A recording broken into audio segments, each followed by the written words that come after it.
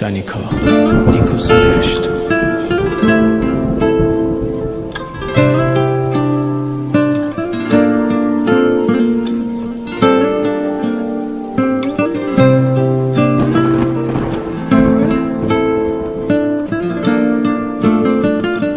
خوب میدونست من عاشقم، خوب میدونست درگیرشم، لایق حس خوبم نبود، خواست بره تا که غمگین بشم. دنیامو پای اون باختم، رویامو با نگاش بافتم، حس کردم دلش از سنگ و رو آب قصری که ساختم. میدونم میفته باز یادم، میخواد برگرده باشه باز با من، شایدم الان پشیمونه اما من جاشو به کسی که عاشق دادم.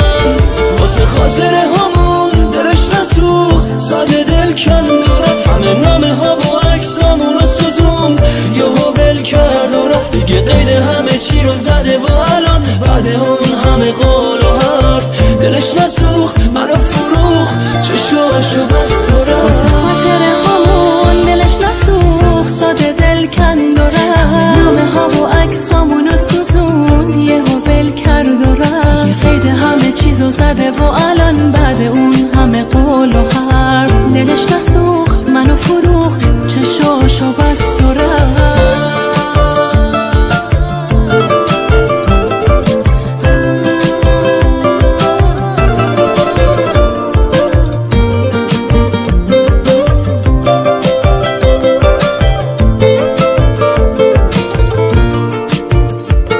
آخه کی مثل من کجای دنیا پای درد و دلای اون میشینه، یه مدتی که بگذره حتما آسیب نبودم و میبینه.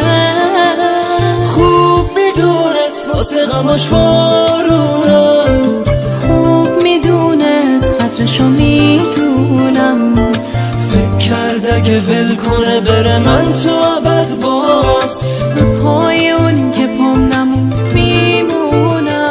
واسه خاطر همون دلش نسوخت، ساده دل کند و رفت، همه نامه ها و عکسامونو سوزوند، یهو ول کرد و رفت، یه قید همه چیزو زده و الان بعد اون همه قول و حرف دلش نسوخت، منو فروخت، چشاشو بست و رفت.